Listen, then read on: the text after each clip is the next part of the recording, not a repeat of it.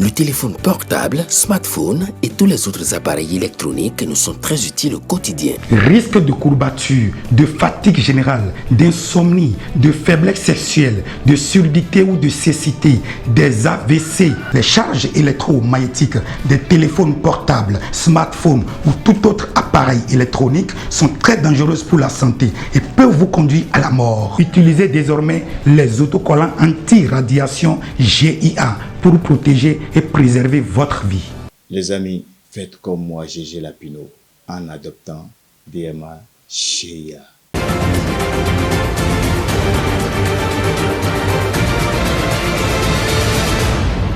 Guéri TV Monde, le leader des Web TV au Bénin. Premier jour du mois de novembre, bienvenue au journal. Guéri TV Monde, mesdames et messieurs, vous consacre dans cette édition un dossier entièrement toussaint. Vous le savez, ce 1er novembre est une journée consacrée pour honorer les saints. À Cotonou, tout comme à Parakou, à Porto Novo, place est plutôt faite au nettoyage des tombes et des prières adressées aux proches. Nos équipes envoyées sur le terrain nous en diront davantage. Et puis, à suivre aussi la séance de sensibilisation de Christelle Rondonougualioza. La dynamique Kecha est allée à la rencontre des jeunes filles des CEG Djeganpevi et Djeregbe pour la poursuite de ces actions dénommées les dernières actions d'octobre rose. Et puis en actualité, le Botswana tourne dos à près de 60 ans de règne. Après avoir régné pendant 58 ans, le Parti démocrate de Botswana, PDP, a perdu le pouvoir. Le président sortant a reconnu sa défaite. Voilà pour le sommet. Vous faites bien de nous choisir, mesdames et messieurs, pour vous informer. À Cotonou, les autorités municipales ont pris toutes les dispositions nécessaires pour que chaque cimetière de la ville capitale reflète la vitrine d'une grande ville. Outre des dispositions prises, les autorités en ont profité pour honorer aussi les défunts. Notre équipe a suivi la délégation en conduite par le chef du 9e arrondissement de Cotonou, Image et Son. Une forte délégation du conseil communal de Cotonou au cimetière de Zobo. La délégation conduite par le chef du 9e arrondissement, Augustin Wessinon, est venue honorer les défunts. L'autorité municipale, entourée de quelques chefs quartiers de la ville économique et le directeur des affaires domaniales et environnementales de la mairie ont parcouru quelques tombes d'anciens élus locaux et municipaux sur lesquels des fleurs sont déposées. Moment propice pour la délégation de sacrifier à la tradition. Et comme vous pouvez le constater, la ville fait chaque fois un peu plus pour sa population et mieux, même pour les morts. J'étais ici l'année passée avec la même délégation. Nous avons vu qu'il y avait eu d'avancées, mais aujourd'hui, il y a encore beaucoup plus d'avancées. Et vous pouvez voir qu'on peut circuler aisément. Et les tombes sont également propres. Pour le chef du 9e arrondissement, la gestion et l'entretien des cimetières font partie des compétences dévolues aux communes par les tests sur la décentralisation. Le message que nous voulons adresser aujourd'hui à la population n'est qu'un message d'espoir, un message d'espérance, un message de paix, parce que tout ce que nous faisons contribue forcément à la paix, contribue au bien-être de chaque Béninois et chaque Béninois, en l'occurrence chaque Cotonoise et chaque Cotonois. Même si pour le représentant du maire de Cotonou, il est de la responsabilité de la municipalité de Cotonou de prendre des dispositions idoines afin de faciliter l'accès aux populations, ces dernières ont aussi un grand rôle à jouer. Les lieux publics qui sont évidemment à la charge de la municipalité sont des lieux à préserver également par les populations. Il ne s'agit pas de dire c'est la mairie pour cela, on peut faire n'importe quoi, non. Les populations, nous les appelons à ce qu'elles suivent avec nous ce qui se passe.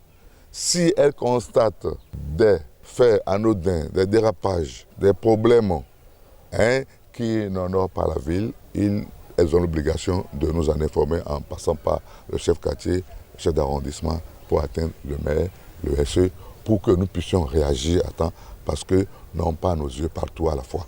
Il a par ailleurs félicité le maire de Cotonou et toute son équipe, sans oublier l'État central pour leurs efforts fournis pour rendre Cotonou propre, vitrine du Bénin.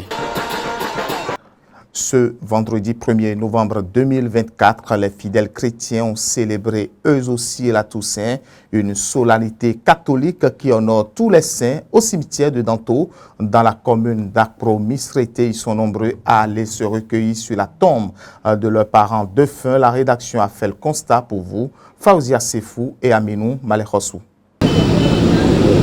Le cimetière de Danto dans la commune d'Akpro-Misrété grouille de monde. Nettoyage, peinture, pose de fleurs. Ainsi, les fidèles chrétiens célèbrent la fête de la Toussaint en ce 1er novembre 2024. Ils allument des bougies et prient pour le repos de l'âme de leurs proches défunts. C'est pas parce qu'elle est décédée qu'on va l'abandonner. Donc c'est une journée spéciale pour tous ceux qui sont décédés. Donc on a jugé bon de venir prier pour elle, lui demander de nous protéger. On a lavé, on a sacré aussi, on a allumé des bougies et on a prié.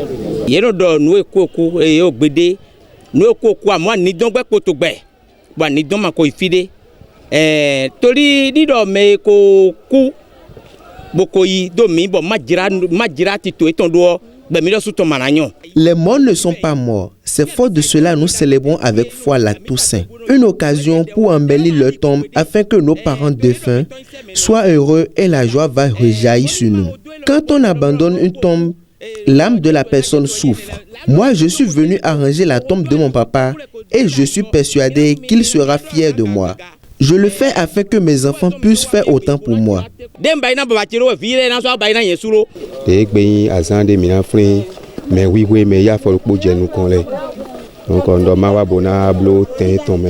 Aujourd'hui, le monde entier célèbre la Toussaint, une journée pour commémorer les morts. Je suis venu laver la tombe de mon papa. J'ai choisi de le faire moi-même afin que tous les bienfaits qui sont dedans puissent rejaillir sur moi. Je le fais avec beaucoup de joie. Je n'ai pas voulu me faire aider.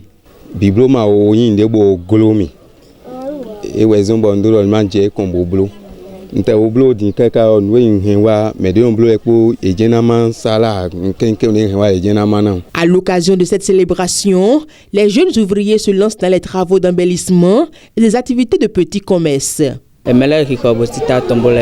J'ai voulu profiter de ce jour pour me faire un peu d'argent. Je vends des bougies. Le paquet est à 400 francs.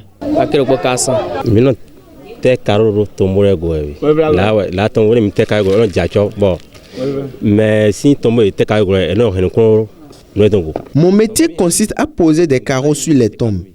Ceci permet aux citoyens de vite identifier les tombes de leurs parents. Quand je pose le carreau, je gagne parfois 50, 75 voire 80 000 francs. Ceci dépend de l'ampleur du travail. Il n'y a pas de métier sans difficulté. Dans l'exercice de notre métier, nous rencontrons aussi des difficultés. Ces fidèles implorent la béatitude divine pour que, de l'au-delà, leurs proches devenus saints puissent intercéder en leur faveur. Il est à noter que tout le mois de novembre est consacré aux saints. Restons toujours dans le département de l'Ouémé pour parler des dernières actions d'octobre rose de la dynamique CHA qui ont eu lieu ce jeudi 30 octobre 2024 dans 2 établissements d'enseignement général, Djegan-Pelvi et Djeregbé. Des centaines de jeunes filles ont ainsi bénéficié de cette séance de sensibilisation et de dépistage du cancer du sein. Cette tournée permet à la dynamique CHA de dresser un bilan sur la santé des jeunes filles en milieu scolaire et universitaire. Le point avec Latifat Kouenou et David Yémen. À ce dernier jour d'octobre rose, la dynamique CHA, dirigée par l'Amazone Christelle Hondongo Alioza, a offert aux filles des collèges d'enseignement général de Djegan-Pelvi et de Djeregbé l'opportunité de bénéficier de la campagne de sensibilisation et de dépistage du cancer du sein débutée au début du mois. Elles sont des centaines à avoir participé à ces séances organisées ce jeudi 31 octobre 2024 dans l'enceinte des 2 établissements. Toutes ont été sensibilisées sur la maladie et ont pris conscience de l'importance de l'autopalpation et de la palpation des seins. Ces différentes méthodes ont été recommandées lors des communications animées par le médecin généraliste Mathurin Wensavi et la sage-femme Olga Adoukonou. Parce que le cancer, c'est une maladie très grave. Et c'est une maladie qui tue. C'est une maladie qui se développe aux dépens des tissus mammaires. Donc les enfants sont contentes de nous voir et vous avez vu qu'à la fin, elles ont essayé de faire la démonstration de la palpation. Cette campagne de sensibilisation et de dépistage du cancer du sein tire la sonnette d'alarme pour cette jeune population désormais informée de cette maladie qui tue silencieusement les femmes. Une initiative appréciée par les bénéficiaires. Retenu que nous devons nécessairement palper nos seins. Sur ce, il faut souvent faire le dépistage. Je suis très heureuse d'avoir participé à l'édition. Je remercie Madame Christelle Hondongo et l'équipe dynamique CHA. Cette démarche de lutte contre le cancer du sein menée par la dynamique CHA permet de dresser un bilan global et de mettre un rapport à la disposition des responsables en charge des questions de santé. Le premier point de constat, c'est que le besoin d'information, de sensibilisation est là. Le deuxième point que nous allons retenir, c'est que cette question, la présence d'un nodule ou d'une masse dans le sein ou dans les seins des filles, des jeunes filles, dans les lycées, dans les collèges, dans les universités, cela existe. Et cela dépend de chaque milieu. Plus nous sortons des villes, moins nous avons les cas.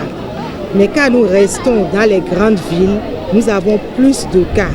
À la fin de notre première étape d'information, de sensibilisation et de dépistage, nous allons faire un point global au niveau donc des CEG, des lycées, des universités parcourues et déposer un rapport à qui le droit. Des premiers cas de présence de nodules ont été détectés chez certaines apprenantes au cours du dépistage. Préoccupée par la santé des jeunes filles en général, Christelle Hondonugbo Alioza fait des propositions. Il s'agit aujourd'hui d'une question de santé publique qui doit interpeller chacun de nous, interpeller chaque Béninois et chaque Béninoise, mais qui doit plus interpeller les communautés aujourd'hui. Et quand je parle des communautés, je parle des municipalités, je parle des communes qui peuvent mettre en place une planification, un plan pour permettre le dépistage, la sensibilisation et le dépistage dans des lieux bien ciblés. Dès qu'ils ont fini de le faire, ils pourront remonter au niveau supérieur les résultats. La deuxième proposition, par le passé, dans nos établissements et lycées, nous avons toujours les infirmeries. Et ce que moi j'ai connu, je le dis, une fois l'année, nous faisons une visite médicale. Nous ne l'avons plus aujourd'hui. Et je pense qu'il faut réintégrer la visite médicale, au moins une fois annuellement dans les établissements. Par ailleurs, Christelle Hondonugbo Alioza a annoncé que cette dynamique enclenchée par les Amazones de cette association ne s'arrête pas à ce mois d'octobre rose. Tous les mois, pour nous, aujourd'hui, c'est un mois rose. Et donc, à partir du mois de novembre et décembre de cette année, nous mettons en place notre planification et nous allons continuer d'aller vers les jeunes filles, d'aller vers nos femmes. Avec le constat fait sur le terrain, je pense que c'est un nouveau défi pour nous au niveau donc de la dynamique CHA. Et toutes les structures, toutes les personnes morales, physiques qui veulent se mettre avec nous pour que nous fassions ce combat ensemble, nous sommes donc ouverts. Dans les prochains mois, plusieurs autres jeunes filles bénéficieront de cette initiative mise en place par la dynamique CHA. Le marché au Kedama, un lieu d'échange commercial construit depuis 2015, mesdames et messieurs, reste laissé pour compte. Situé dans le premier arrondissement de la ville de Parakou, ce marché n'a jamais été véritablement animé par les habitants depuis sa construction. Une situation préoccupante compte tenu de l'impact que l'animation de ce marché pourrait avoir sur l'économie locale. Le comble, c'est le silence des autorités à ce sujet. Pourquoi donc tant d'années d'inoccupation? Les raisons diffèrent selon les auteurs ou selon les acteurs. La rédaction a enquêté pour découvrir les véritables causes de cette situation. Suivez le reportage proposé par Anselme Orisha et David Yemé. Cet espace, désormais refuge pour les herbes et même pour des animaux sauvages tels que des reptiles, était initialement destiné à l'animation du marché au Kedama. Cependant, depuis plusieurs années, il est désert. L'animation du marché, pourtant souhaitée par les femmes du quartier, ne s'est jamais concrétisée. Elles sont donc obligées de se rendre au marché à Zeke pour commercer ou faire des emplettes. Pourtant, selon nos informations, les habitants avaient déjà commencé à occuper le marché pour l'animer pendant quelques temps avant de faire face à une situation inexpliquée. Nous avons payé pour prendre des places. À l'entour là, c'est 50 000. Ceux-là ont payé pour prendre la place.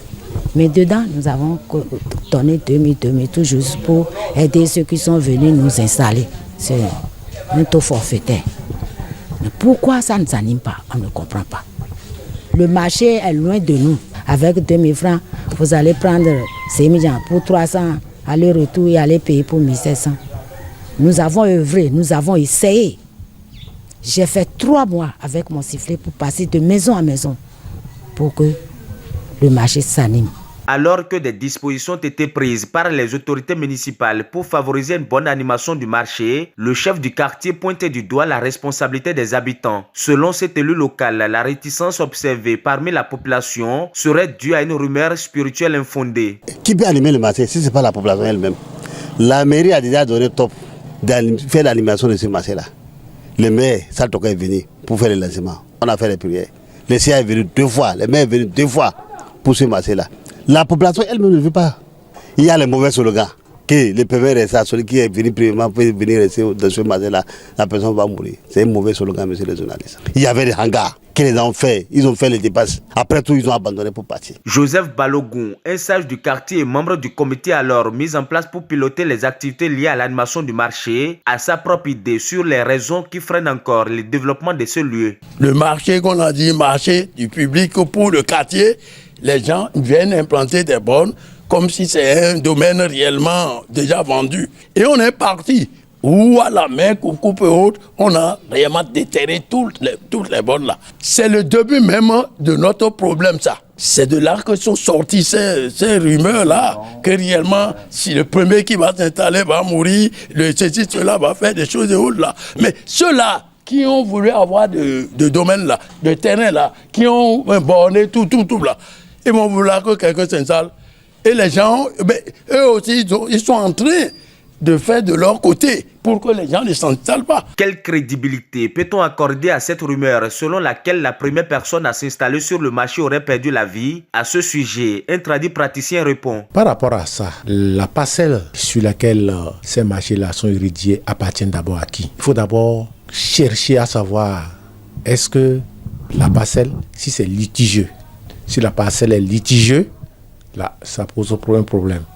Et vous prenez ces parcelles-là de force, l'intéressé va agir. Et en agissant, il va agir selon les moyens dont il dispose. S'il n'a pas la force de se rendre à la justice, mais dans la tradition, il prend ses dispositions. Les dispositions prises visent à empêcher toute occupation du marché pour quelque raison que ce soit. Le tradit praticien propose. Normalement, avant que l'État même, nos dirigeants, ne puissent quand même édirer un marché dans une zone, il faut que nos dirigeants se mettent en collaboration avec la population, avec les collectivités, les chefs de la collectivité, les délégués, pour savoir le propriétaire terrain et négocier avec ce dernier et associer la population qui veut se mettre sur cette parcelle-là, associer la population pour que tout se passe dans les normes. Les conditions sont bien remplies, je ne pense pas qu'il va avoir de problème. Au-delà de cette réalité africaine, une concertation impliquant tous les acteurs de la chaîne est primordiale, recommande Joseph Balogun, sage du quartier au Kédama. Il faut nécessairement qu'il y ait une grande réunion, c'est-à-dire une grande réunion qui va regrouper les sages du quartier avec les autorités de la mairie, CA, etc., avant que le marché là ne soit réellement, ne voit le jour. Pour l'élu local, ce n'est plus la peine d'aller voir la mairie en coin. Non, ils n'ont qu'à venir s'installer seulement pour allumer le marché. Ça, on va écrire, le conseil de mon groupe va écrire à la mairie. Si c'est pour donner à autre projet, il n'a qu'à donner à autre projet. Si c'est pour faire quelque chose là, la mairie peut venir faire quelque chose. Si vous sont en train de réclamer là, on est dans le top, de venir rester. C'est l'animation des quartiers qu'on veut, c'est le développement des quartiers qu'on veut. Pourtant, les femmes affirment être prêtes à relancer l'animation du marché, mais elles adressent une doléance aux autorités compétentes. Nous prions nos autorités de la mairie de venir nous aider pour les hangars, nous assister. S'ils avaient fait ça comme ça, nous ne serions pas là aujourd'hui. Face à ces craintes légitimes, il est important que tous les acteurs, qu'il s'agisse des autorités municipales ou des habitants du quartier Okédaman, prennent les mesures nécessaires pour redonner vie à cet espace commercial, indispensable au développement du quartier et par extension à l'économie locale. À noter que toutes les tentatives pour recueillir les réactions des autorités municipales sont restées sans succès, ces dernières ayant décliné nos sollicitations. Au Botswana, je le disais en titre, après 58 ans de règne sans partage, le Parti démocratique du Botswana, BDP, a perdu le pouvoir. Mogwesti Masisi, le président sortant, a reconnu sa défaite ce vendredi avant même l'annonce officielle des résultats. Je cite, « Je suis fier de nos processus démocratiques. Bien que j'aurais souhaité un second mandat, je me retirerai respectueusement et participerai à un processus de transition en douceur. » Fin de citation. Je me réjouis d'assister à l'inauguration prochaine et d'encourager mon successeur. Il bénéficiera de mon soutien. Masisi, âgé de 63 ans, ancien professeur de lycée et employé de l'UNICEF, a déclaré qu'il ne s'attendait pas à ces résultats et qu'il n'avait pas préparé de plan de secours. Il faut noter que le BDP de Masisi a dominé la politique au Botswana pendant près de 6 décennies depuis l'indépendance en 1966. Pour la première fois de son histoire démocratique, ce pays de seulement 2,5 millions d'habitants sera désormais gouverné par un autre parti. Jusqu'à présent, l'Umbrella for Democratic Change a remporté 25 des 61 sièges parlementaires distribués par les électeurs selon le décompte partiel officiel. Il lui en faut 31 pour obtenir la majorité. Le parti du Congrès du Botswana dispose de 7 sièges, le Front patriotique du Botswana de 5 sièges et le parti au pouvoir, le BDP, de 3 sièges seulement.